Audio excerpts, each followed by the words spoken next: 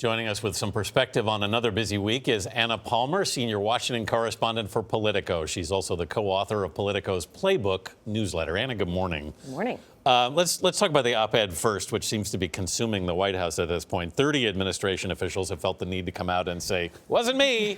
How likely do you think it is, first of all, that we actually get down to who it really was? I think it might take some time, but I definitely anticipate that at the end of the day, we are going to figure out who exactly did write this op-ed. If you look back to the Clinton administration, primary colors, that came out. There's a lot of people that are focused on trying to figure out who exactly wrote this. We hear a claim of a quiet resistance in the op-ed. We've also heard the president talk about the deep state that exists there. Is this just backing up what he has said before?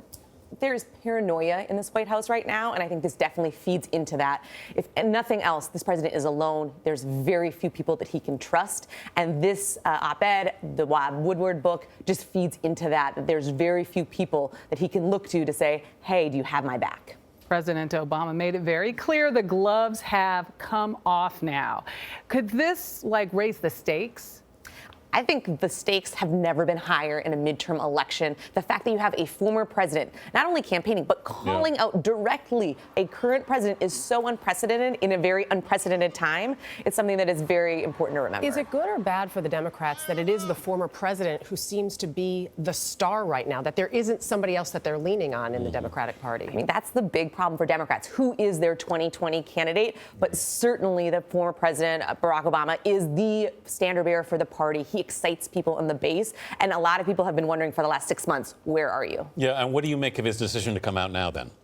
I think Democrats see this as this election as the future of democracy. I mean, not we say unprecedented. I've said it several times right now, but this is something where I think they are saying we need you. We need somebody to really tell the American people what the stakes are. The Senate confirmation hearings for the Supreme Court, Brett Kavanaugh, just wrapped. What was your takeaway?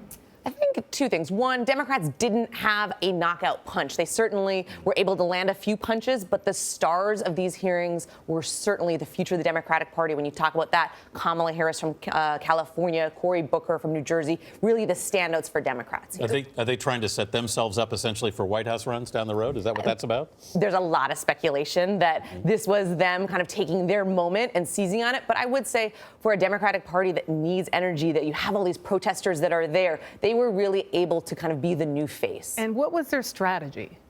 I think they were trying to find a way to kind of punch him and find ways to kind of put some chinks in his armor. Certainly, they weren't able to find, the smoking gun that was going to tank his Supreme Court nomination. We heard the news, obviously, about George Papadopoulos. There's also a report that Paul Manafort may be weighing a plea deal. What can you tell us?